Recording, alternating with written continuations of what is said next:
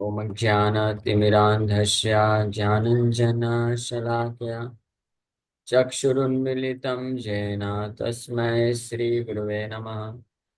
नमः विष्णुपादाय कृष्णपृष्ठाय भूतले श्रीमते भक्तिवेदान्त स्वामिन्निति नामिने। नमस्ते सारस्वती देवे गौरवाणी प्रचारिणे निर्विशेषा शून्यवादी पाश्चात्य देश तारिणे। नमो महावदन्याय कृष्ण प्रेम प्रदायते कृष्णाय कृष्ण चैतन्य नामने गौरतुसे नमः। जय श्री कृष्ण चैतन्य प्रभु नित्यानंद श्री अद्वैत गदाधर शिवासादि गौर भक्त वृंद। हरे कृष्णा कृष्णा कृष्णा हरे हरे, हरे राम राम राम हरे हरे। हरे कृष्णा। तो आप सभी भक्तों का हार्दिक स्वागत है आज के श्रीमद् भगवद गीता के डिस्कशन में। तो हम लोग चर्चा कर रहे हैं श्रीमद् भगवद गीता यथारूप, इसका 5वां अध्याय और श्लोक संख्या 19 पे चर्चा कर रहे थे। इहैव तैर्जितः सर्वो येषां साम्ये स्थितं मनः निर्दोषं हि समं ब्रह्म तस्माद् ब्रह्मणि ते स्थिता। Those whose minds are established in sameness and equanimity have already conquered the conditions of birth and death. They are flawless like Brahman, and thus they are already situated in Brahman. जिनका मन इस प्रकार से समता में स्थित है। समता का अर्थ होता है जो भौतिक परिस्थितियों से विचलित नहीं है और भौतिक प्रकार की जो अलग अलग प्रकार की विविधताएं हैं उसमें भी सेम आध्यात्मिक स्थिति को देख पाते हैं, जो पिछले श्लोक में बताया गया कि विद्या विनय संपन्न ब्राह्मणे गवि हस्तिनि सुनी चैव स्वपाके च पंडिता समुदर्शिन। कि ब्राह्मण में, गाय में, हाथी में, कुत्ते में, कुत्ता खाने वाले में एक समानता देख पाते हैं। ये सब जो है आध्यात्मिक स्तर पे जीवात्माएं हैं। तो इस स्थिति में जो व्यक्ति होते हैं वो निर्दोषम ही समम ब्रह्मा, वो ब्रह्मा की स्थिति होती है। ब्रह्म भुवाय कल्पते, भगवान जैसा अन्यत्र बताते हैं। ब्रह्मभूत प्रसन्नात्मा, तो मन समम स्थितम मन निर्दोषम ही समम ब्रह्म। तो they are flawless like Brahma and thus they are already situated in Brahma. तो हम लोग इसके ऊपर कल चर्चा किए थे। निर्दोषम, निर्दोषम का अर्थ क्या होता है? निर्दोषम मतलब हर प्रकार के दोष से मुक्त हैं। और दोष का मतलब होता है कि इस भौतिक चेतना में रहना, चाहे वो सतोगुण हो, रजोगुण हो, तमोगुण, किसी भी प्रकार से अगर कोई प्रभावित होता है तो उसमें दोष माना जाता है। ये तीन गुण वास्तव में दोष के समान है तीनों गुणों से, लेकिन तीनों गुणों से परे जाना यानी दिव्य आध्यात्मिक चेतना में होना, अपने आप की पहचान या अन्य व्यक्ति वस्तुओं का पहचान अपने से ना करना, इसको बोलते हैं निर्दोष। यह है ब्रह्मभूता स्टेज। ब्रह्मभूता स्टेज, ब्रह्मभूता प्रसन्नात्मा न शोचति न कांक्षति समः सर्वेषु भूतेषु मद भक्तिम लभते पराम। तो वहां पे भगवान बताते हैं समः सर्वेषु भूतेषु, सर्वेषु भूतेषु सभी जीवात्माओं के प्रति समानता का भाव है। ऐसे व्यक्ति के हृदय में ना तो घृणा द्वेष है, ना तो राग होता है। तो भौतिक परिस्थितियों से ना तो राग उत्पन्न होता है ना द्वेष उत्पन्न होता है, तो उसको बोलते हैं निर्दोषम। और वो ब्रह्म स्थिति होती है। वास्तविक जो भगवान की भक्ति है उस स्टेज से प्रारंभ होते हैं। मद भक्ति लभते पराम, पराम भक्ति जो सुप्रीम भक्ति है, जो शुद्ध भक्ति जी जिसको बोलते हैं, वो स्टार्ट होता है, शुरू होता है ब्रह्म की स्थिति से। व्यक्ति जो ब्रह्म में होता है यानी जो लिबरेटेड प्लेटफॉर्म, मुक्तावस्था में निर्दोष है, निर्दोष तीनों गुणों से मुक्त है, उसी को मुक्त बोलते हैं। और वहां से शुद्ध भक्ति की शुरुआत होती है।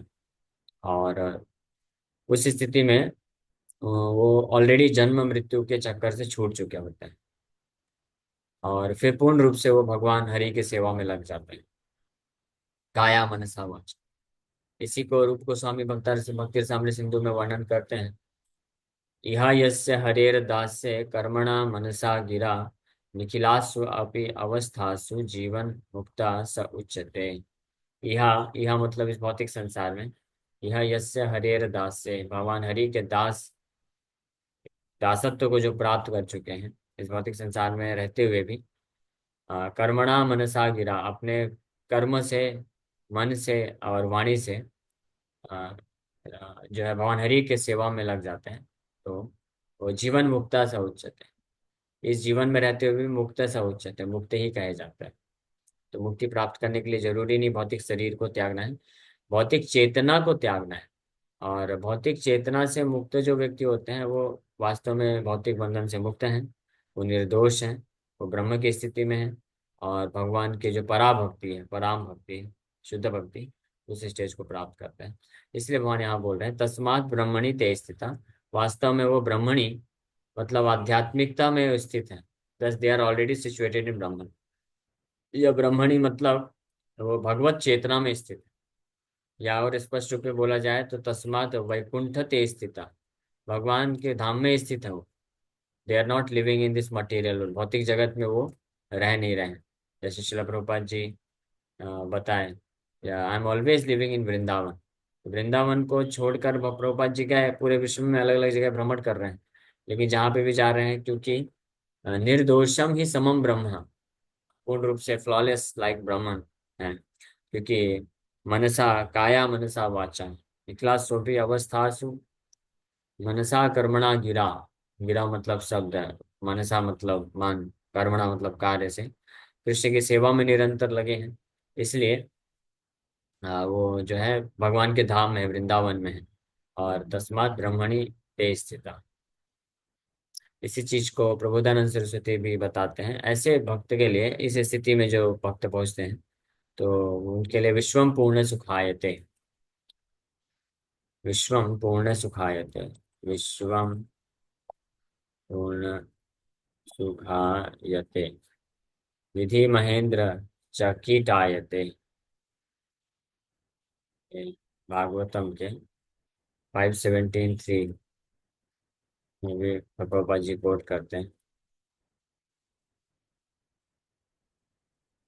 कैवल्यम नरकायते, कैवल्यम नरकायते, त्रिदस्फुर आकाश पुष्पायते, दुर्दान्तेन्द्रियकाल सर्पपटली प्रोत्खात दंष्ट्रायते, विश्वं पूर्णसुखायते, विधिमहेन्द्रादिश्चकीटायते, यत्कारुण्यकटाक्षवैभवतां तं गौरमेव स्तुमः।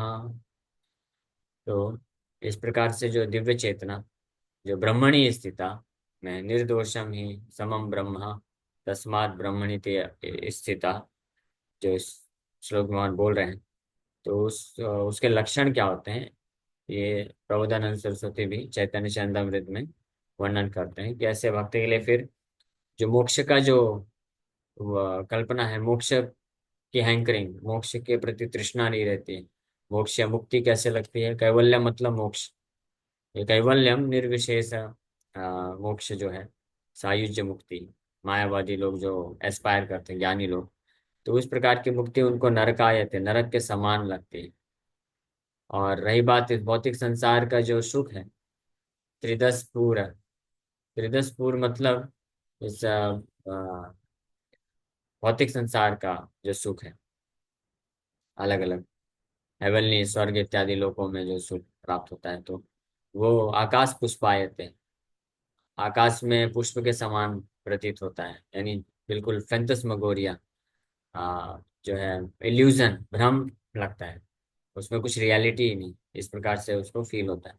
तो अर्थली हैप्पीनेस, पृथ्वी का जो सुख, तो वैसे ही उसके लिए फिर तुच्छ हो जाता है। और दुर्दांत इंद्रिय काल सर्प पटली प्रोत्खात दंष्ट्रायते, हर कोई इस संसार में अपने इंद्रियों को संयमित न कर पाने के कारण उनके द्वारा विचलित होता है। इंद्रियां उसके जैसे हैं जैसे कोई सर्प है, सांप है, और वो सांप आके अगर डसता है तो बहुत दर्द होता है, जहर फैलता है। उसी प्रकार से इंद्रियां भी, तो ऐसे ब्रह्मणित अवस्थिता, इस स्थिति को जो कृष्ण पूर्ण रूप से कृष्ण भावना भावित भक्त हो जाता है, तो उनके लिए ये इंद्रियां उसी प्रकार से होती है जैसे सर्प बिना दांत के, जहरीले दांत के जैसे सर्प होता है उस प्रकार से उनकी इंद्रियां भी हो जाती हैं। उससे उनको डरने का आवश्यकता नहीं होता है। और विश्वम पूर्ण सुखायते, पूरा विश्व जो है वो सुखमय रखता है, वैकुंठ जैसा लगता है।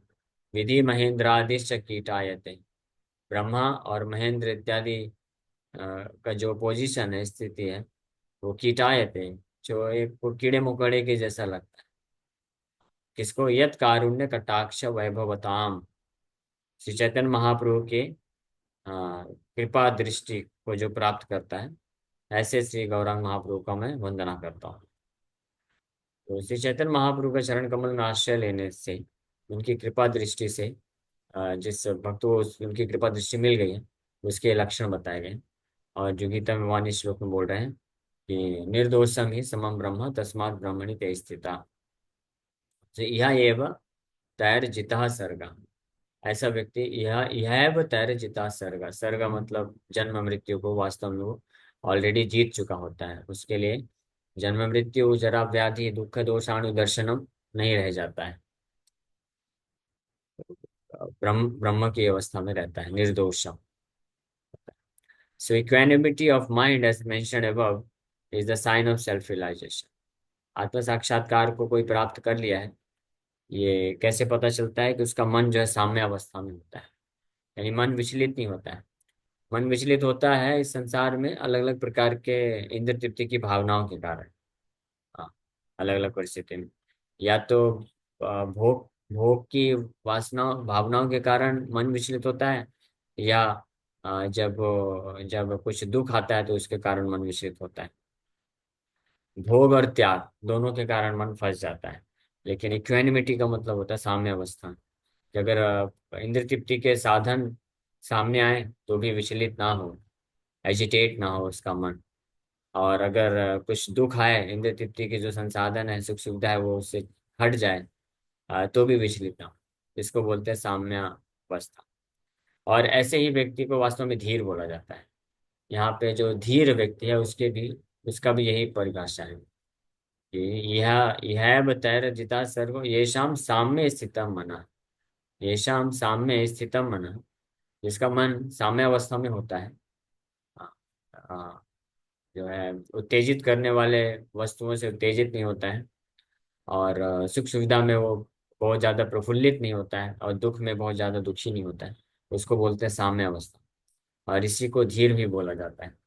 और ये जो धीर का स्टेज है, ये प्राप्त होता है भगवान कृष्ण की जो सेवा करके कृपा को प्राप्त कर लेता है। तो ये है आत्म साक्षात्कार का वास्तविक लक्षण। Those who have actually attained to such a state should be considered to have conquered material conditions, specifically birth and death। जो इस स्थिति को प्राप्त कर चुके हैं, उन वही मानना चाहिए कि उन्होंने ये जन्म मृत्यु के ऊपर विजय प्राप्त कर लिया है, भले ही वो इस भौतिक शरीर में क्यों ना हो। ये आखिरी शरीर होता है, वो ऑलरेडी मुक्त कहलाते हैं। So as long as one identifies with this body, he is considered a conditioned soul। जब तक कोई अपने आप को शरीर समझता है, शरीर समझने का अर्थ है कि शारीरिक चीजों से, वस्तुओं से, शरीर से वो प्रभावित हो रहा है, मन विचलित हो रहा है, तो इसका मतलब अभी भी वो शारीरिक चेतना में। ये देहात्म बुद्धि, शारीरिक चेतना, और देहात्म बुद्धि से ऊपर उठना, जो है आत्म साक्षात्कार की चेतना, ये जस्ट एक जो है इंफॉर्मेशन के प्लेटफॉर्म में नहीं है। केवल कोई जान लेता है कि मैं शरीर नहीं हूँ, इससे वो शारीरिक चेतना से प्रभावित ना हो, ऐसा जरूरी नहीं। जब तक कोई भौतिक शरीर के वस्तुओं से, विषयों से और चेतना से प्रभावित होता है, तब तक समझना चाहिए कि वो अभी भी बद्धावस्था में है। तो हम में से हम लोग तो अभी बद्धावस्था, हम बद्धावस्था की स्थिति में है। लेकिन जब ऐसे बद्ध जीव जो होते हैं, वो साधन भक्ति स्वीकार करते हैं और उत्साह निश्चय धैर्य धैर्य के साथ लगे रहते हैं, तो धीरे धीरे वो इस बद्धावस्था से ऊपर उठ जाते हैं, और ये देहात्म बुद्धि से आत्म साक्षात्कार की स्थिति को प्राप्त कर सकते हैं। So, but as soon as he is elevated to the stage of equanimity through realization of self, He is liberated from conditional life. In other words, he is no longer subject to take birth in the material world, but can enter into the spiritual sky after his death. तो ऐसे आत्म साक्षात्कार की स्थिति अगर कोई इसी जीवन में रहते हुए प्राप्त कर लेता है, तो जैसे ही वो ये शरीर छोड़ता है तो आध्यात्मिक जगत को प्राप्त कर लेता है। तो भले ही कुछ जब तक उसका आयु शेष बचा है वो उसको कंप्लीट करता है। ये ऐसे है जैसे मान लीजिए जो कॉलेज में पढ़ाई करते हैं, तो जानते हैं या सुना भी होगा। तो कोई जो अच्छे अच्छे कॉलेज होते हैं, तो कोई स्टूडेंट होता है तो कॉलेज में अगर अच्छे से पढ़ाई करता है, तैयारी करता है, तो कई बार कैंपस में ही उसका प्लेसमेंट हो जाता है। 4 साल का कॉलेज है, तो कुछ लोगों का तो थर्ड ईयर में भी 2 साल कंप्लीट किया, तीसरे साल ही जस्ट पहुंचा और उसी में कोई कंपनी वगैरह में वो अच्छे से क्लियर करके कैंपस प्लेसमेंट हो जाता है। अब उसको 1.5 साल जो बचता है, 1.5 2 साल जितना रहता है, उसको बस कॉलेज में व्यतीत करना होता है। जैसे ही चौथे साल पास करके डिग्री हाथ में होगा, उसके सामने कंपनी वाले ऑफर लेटर लेके खड़े रहते हैं और इस तरह से निकल जाता है। तो इसी प्रकार से जो इस भौतिक जगत में रहते हुए प्रैक्टिस करते हैं आध्यात्मिक चेतना का, जैसा कि as per the guidance of a bona fide spiritual master, आध्यात्मिक गुरु के प्रामाणिक आध्यात्मिक गुरु के मार्गदर्शन में रह करके साधन भक्ति करते हैं जितनी गंभीरता से, तो वो जब उस perfect stage of self realisation, आत्म साक्षात्कार को प्राप्त करते हैं, जिसके लक्षण यहाँ पे बताए गए, तो उसी प्रकार से उनका भी कैंपस प्लेसमेंट हो जाता है। ये भौतिक जगत में रहते हुए भी वो वास्तव में they are already placed in the spiritual world. अब बस समय की देरी होती है, जैसे ही समय कंप्लीट होता है, शरीर छोड़ते हैं, वो भगवान के दिव्य धाम को प्राप्त करते हैं। जैसे नारद मुनि के साथ ऐसे हुआ था। नारद मुनि बड़े ही श्रद्धा पूर्वक विनम्रता के साथ उन शुद्ध वैष्णव का जब सेवा की, उनसे ज्ञान प्राप्त किए, तो उनसे ज्ञान, दिव्य ज्ञान प्राप्त करने के बाद नारद मुनि बड़े गंभीरता के साथ लग गए उनके साधन भक्ति को स्वीकार करने में, और हर प्रकार के डिस्ट्रैक्शन को अवॉइड करते हुए बड़े ही गंभीरता के साथ साधन भक्ति करना प्रारंभ कर दिए। तो साक्षात कुछ समय पश्चात भगवान उनको दर्शन प्रदान करते हैं और फिर उसके बाद भगवान डिसअपियर हो जाते हैं, प्रकट हो जाते हैं, यानी कैंपस प्लेसमेंट करके निकल जाते हैं भगवान, और बोलते हैं कि जैसे ही आपका ये ड्यूरेशन कंप्लीट होगा तो ऑफर लेटर लेके मैं खड़ा रहूंगा आपके सामने। मतलब कि आप जो है इसी प्रकार से ये साधन भक्ति श्रवण कीर्तन करते रहिए। इस जन्म में जैसे ही आपका ये कंप्लीट होता है मृत्यु के समय, आप मुझे प्राप्त करोगे। तो ये सिमिलर काइंड ऑफ सिचुएशन है, जैसे कैंपस प्लेसमेंट जैसा होता है उस प्रकार से। तो उसी तरह से यहाँ पे ये जो ऐसे भक्त होते हैं जो इस स्थिति में पहुंच जाते हैं, तो ये भौतिक जगत भी उनके लिए वास्तव में आध्यात्मिक जगत जैसा बन जाता है। तो the Lord is flawless because he is without attraction और हेट्रेड। भगवान भी निर्दोष है क्योंकि भगवान भी इस भौतिक जगत से किसी भी वस्तु, व्यक्ति, स्थान, परिस्थिति से उनको कोई ना तो आकर्षण है ना तो घृणा है। Similarly, when a living entity is without attraction or hatred, he also becomes flawless and eligible to enter into the spiritual sky. उसी प्रकार से जब कोई जीवात्मा भी प्रॉपर साधन भक्ति को स्वीकार करके साधना के थ्रू आध्यात्मिक चेतना में जब पहुंचता है, तो वो भी इस भौतिक संसार में रहते हुए भौतिक संसार से ना तो आकर्षण होता है ना तो घृणा होती है, तो वो भी ब्रह्म के जैसा निर्दोष हो जाता है और आध्यात्मिक जगत में जाने के लिए, प्रवेश करने के लिए वो एलिजिबल हो जाता है, योग्य हो जाता है। तो ये भी एक टेस्ट है। हम ये टेस्ट कर सकते हैं अपने आप को कि क्या हम अभी एलिजिबल हैं, योग्य हैं। अगर अभी शरीर हम छोड़ते हैं तो क्या हम भगवान के धाम को प्राप्त करेंगे या भौतिक जगत में वापस आना पड़ेगा। तो अभी इसलिए हमको हमेशा ये टेस्ट करते रहना चाहिए, एग्जामाइन करते रहना चाहिए, और एग्जामिनेशन के बाद हमको पता चलेगा कि हाँ अभी मेरे में 30% एडवांसमेंट है, अभी 50%, अभी 70%, अभी इतना बचा हुआ है और जीवन अवधि इतनी हो चुकी है। तो उस हिसाब से फिर हमको कैलकुलेट करना चाहिए। हाँ, जैसे जो गंभीर स्टूडेंट होते हैं, पढ़ाई करते हैं, एग्जाम, बड़े बड़े एग्जाम की तैयारी करते हैं, तो लोग हमेशा ये कैलकुलेट करते रहते हैं कि मेरे पास अभी इतने दिन बचे हुए हैं और मैंने अभी इतना तैयारी किया है और अभी मैंने एग्जाम दिया, तो मेरा केवल इतना परसेंट आया है, इतना गैप हो रहा है, मुझे इतना लाना है, यहाँ तक कंप्लीट करना है, इतनी मेरी तैयारी होनी चाहिए, अभी इतनी ही तैयारी हुई है और इतनी तैयारी मैंने इतने महीनों में किया है, अभी इतने महीने शेष बचे हैं और इतनी और तैयारी कर रही है, तो इसका मतलब मुझे और अपना जो इंडेवर है, एफर्ट है, वो 1.5 गुना और बढ़ा देना चाहिए। अभी मैं 4 घंटे 5 6 घंटे पढ़ता था, लेकिन अगर मुझे इस कंपटीशन को निकालना है तो मेरे पास शेष 8 महीने बचे हुए हैं। तो 8 महीने में मुझे अगर कंपटीशन को निकालने के लिए जितना तैयारी चाहिए, तो वो तैयारी करने के लिए मुझे फिर 8 6 घंटे में नहीं, 10 घंटे पढ़ाई करना पड़ेगा, और इतना मेहनत करना पड़ेगा। तो जो बुद्धिमान स्टूडेंट छात्र होते हैं ना, वो इस प्रकार से कैलकुलेट करके प्लानिंग करके आगे बढ़ते हैं। और जो मूर्ख होते हैं वो सोचते हैं अरे तभी क्या टेंशन लेना, अभी तो 8 महीना है ना, बहुत समय है, अभी तो देख लेंगे, कर लेंगे, सब कर लेंगे, सब हो जाएगा, मैं तो जब बैठूंगा तो 1 महीने में सब खत्म कर दूंगा। तो वो फिर केवल भ्रम में रह जाते हैं, और धीरे धीरे समय निकल जाता है, यूटिलाइज नहीं कर पाते हैं, केवल खाने पीने सोने में समय व्यतीत कर देते हैं, और फाइनली जब एग्जाम आता है 1 2 महीने पहले, तो फिर बेचारे परेशान हो जाते हैं, और जब एग्जाम देते हैं तो फेल हो जाते हैं। तो ये भक्ति में जीवन भी ऐसे ही है। ये डेथ, मृत्यु का जो दिन है वो हमारा फाइनल एग्जामिनेशन का डे है। हाँ, ये हमेशा ध्यान रखिए। Death, date of death is our final examination. और हमको तो पता भी नहीं है, वो एग्जामिनेशन का डेट हमको नहीं मालूम। तो सोचिए हमको कितना सावधान होना चाहिए, सतर्क हो जाना चाहिए। हाँ, ये कंपटीशन तैयारी करने वाले इस छात्र को तो पता रहता है कि भाई मेरा 1.5 साल बाद, 2 साल बाद, या 8 महीने बाद, 10 महीने बाद एग्जाम है, और मेरे पास इतना सिलेबस है, इतना मैंने प्रिपरेशन किया है अभी, उसको पता रहता है। लेकिन हमारे पास, हमको पता भी नहीं है कि हमारा एग्जामिनेशन कब आ जाएगा, है ना। लेकिन चलो एज्यूम कर लेना चाहिए कि हम 70 75 80 साल, जितना भी है, 70 मान लीजिए, एवरेज 70 75 मान लीजिए, तो अपना अपना जितना उम्र है उसके हिसाब से कैलकुलेट करना चाहिए कि अभी हम कितना विचलित होते हैं। भौतिक संसार में भौतिक परिस्थितियां जब सामने आती हैं, तो हम कितना, या तो आकर्षण होता है या तो प्रतिकर्षण, घृणा होती है, राग और द्वेष कितनी मात्रा में। ये राग और द्वेष एक ही चीज है, कोई अलग चीज नहीं। जितनी मात्रा में राग होता है किसी वस्तु, किसी भौतिक स्थिति के लिए, उतनी ही मात्रा में वो जो द्वेष में भी परिवर्तित हो जाता है। तो अगर किसी, इस भौतिक संसार में रहते हुए किसी परिस्थिति से द्वेष जितनी मात्रा में आ रहा है, इसका मतलब वो उतनी मात्रा में हम अटैच हैं, और राग का लक्षण।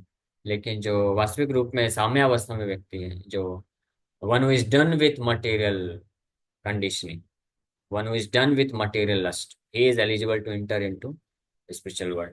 यानी जिसने, जो इस राग और द्वेष को क्रॉस कर लिया है, वो हर परिस्थिति में समान बना रहता है। तो हम क्या, हर परिस्थिति में, हमारे जीवन में मान लीजिए 100 इस प्रकार के अलग अलग परिस्थितियां आई, तो उसमें से कितने हम, हाँ 70 परिस्थिति में तो हम सामने बने रहे, हमारा भजन चलता रहा। ये 30 में थोड़ा सा गड़बड़ घोटाला हो गया, तो इसका मतलब हम 70% अभी हम एलिजिबल, इसको 100% बनाना पड़ेगा, तब हम इस भौतिक संसार से निकल सकते हैं। इसलिए बड़ी तीव्रता से फिर लग जाना चाहिए।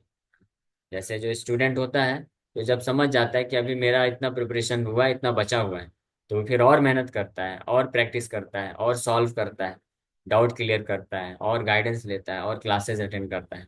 उसी प्रकार से जो भक्त अपने हृदय की अवस्था को जानते हुए ये जान जाते हैं कि अभी, हाँ अभी हम इतना प्रिपरेशन बचा हुआ है, तो और साधना भक्ति को इंटेंस कर देते हैं, बढ़ा देते हैं जब जीवन में। इसीलिए जो गंभीर भक्त के लक्षण क्या है, कि जब उनके जीवन में समस्याएं आती हैं, डिस्टरबेंस, मन डिस्टर्ब होता है, समस्या आती है, तो उनका भजन कम नहीं होता है, भजन वो डबल कर देते हैं, ट्रिपल कर देते हैं, 4 गुना कर देते हैं, है ना।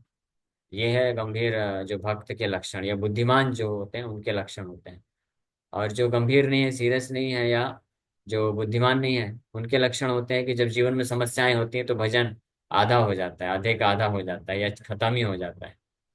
तो ऐसे में तो और व्यक्ति फंस जाएगा। इसलिए हमको गंभीरता से विचार करके आ, ये जो ब्रह्मभूत स्टेज है, इसमें कैसे आना है, इसके लिए प्रयत्न करना प्रारंभ कर देना चाहिए दृढ़ता से। सो ऐसे व्यक्ति जो, he also become flawless and eligible to enter into the special time. Such persons are to be considered already liberated and their symptoms are described below. ऐसे व्यक्ति जो होते हैं, जो इस चेतना में होते हैं, वो ऑलरेडी लिबरेटेड, मुक्त पुरुष कहलाते हैं। और उनके और जो लक्षण है वो अगले श्लोकों में वर्णन किया जाएगा। न प्रहृष्येत प्रियम प्राप्य, नोद्विचेत प्राप्य चाप्रियम, स्थिर बुद्धिरसम्मूढ़ो ब्रह्मविद ब्रह्मणि स्थिता। बाह्य स्पर्शेष्वशक्तात्मा विन्दति आत्मनि यत् सुखम स ब्रह्म योग युक्त आत्मा सुखम अक्षयन अश्नुते। यही संस्पर्श जा भोगा दुःख योन एव ते आद्यन्तवन्त कौन्तेय न तेषु रमते बुधा। शाक्नोति है वह शोधुम प्राक् शरीर विमोक्षणात् काम क्रोध भवम वेगम स युक्ता स सुखी नर। ये दो तीन श्लोकों में भगवान ऐसे भक्त के लक्षण बता रहे हैं। कल हम लोग इसके ऊपर चर्चा करेंगे। Thank you very much. Hare Krishna Krishna Krishna Hare Hare, Hare Ram Ram Ram Hare. किसी भक्त का कोई प्रश्न है तो पूछ सकते हैं। हरे कृष्णा। हरे कृष्ण प्रभु जी। हरे कृष्णा। श्री कृष्ण का मित्र राधा जी है, तो श्री कृष्ण तिलक लगाते हैं, हम लोग भी लगाते हैं, राधा जी क्यों नहीं लगाते? ये प्रश्न जो है आउट ऑफ सिलेबस है। हम्म। हमने जो गीता में जो चर्चा किया उसके ऊपर चर्चा करना चाहिए, पहले वो प्रश्न पूछना चाहिए।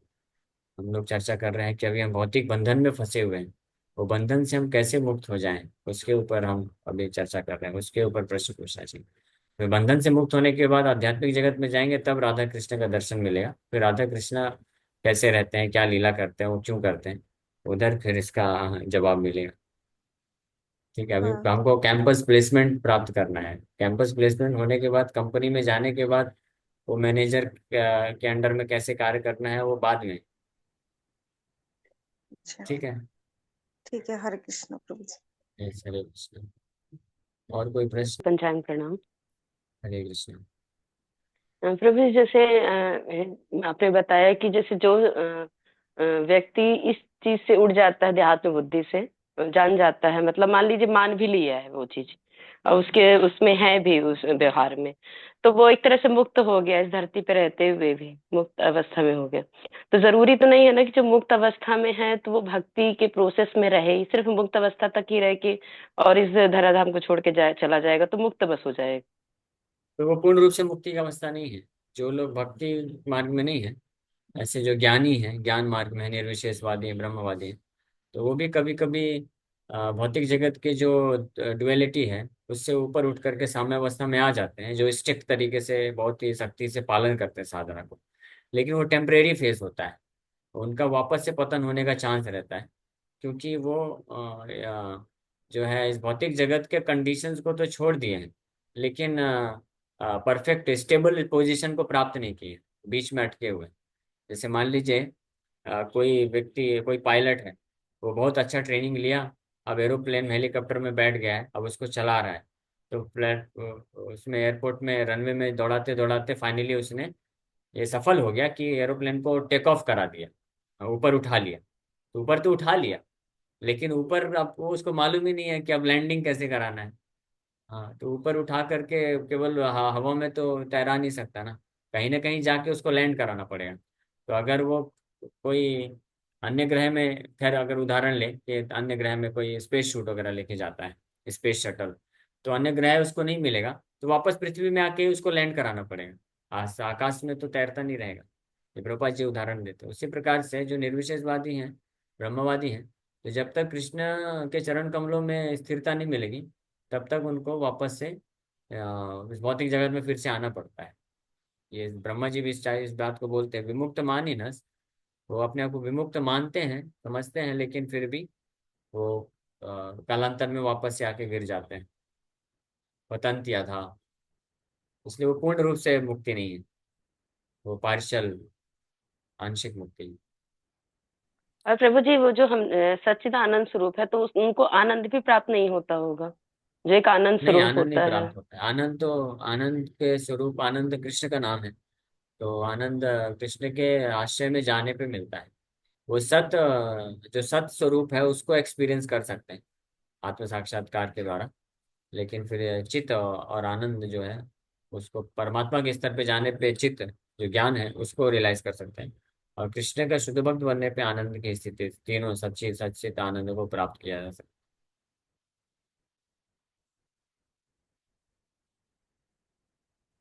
प्रभु जी, कैसे कुछ? हरे कृष्णा, कुछ नहीं। है। हरे कृष्ण।